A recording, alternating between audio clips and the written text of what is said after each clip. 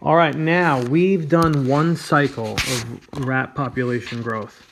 Now we're going to project a second cycle. We're going to take the numbers. We're going to take the numbers that we just came up with. These numbers. This is now our new population, one cycle into the future is what this is.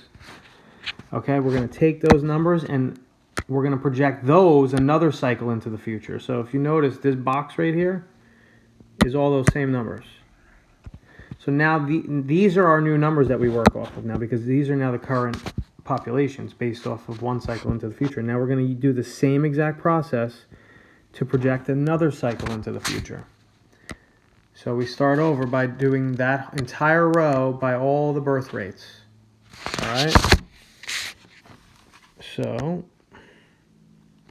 let's try to do this quickly. 16.6 times 0 is going to be 0.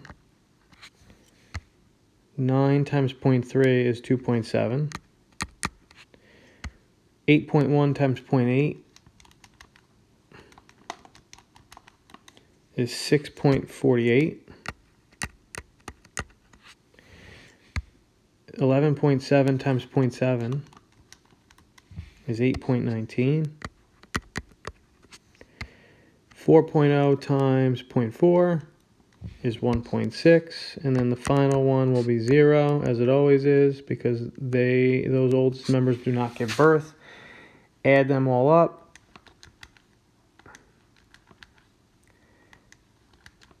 You get 18.97. Now this number gets transferred right here. Okay, and now we start over. But now let's change this color up a little. Now we do all of these numbers times the survival rates. Okay, so 16.6 times 0.6 is 9.96.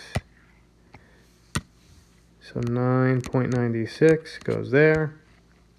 9.0 times 0.9 is 8.1. 8.1 times 0.9 is 7.29. 11.7 times 0.8 is 9.36. And then finally 4.0 times 0.6 is 2.4. You'll notice that we run out of boxes here because the 0 times the 0 at the very end, they'll always be 0. So technically we don't need a box for that at the end. So now you add up all those numbers in that bottom row.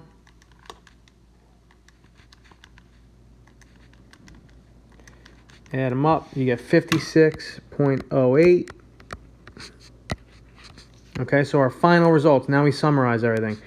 The initial population we had was 42 when we counted up at the very beginning. After the first cycle, we had 49.4. All right. And then after the second cycle, we had 56.08.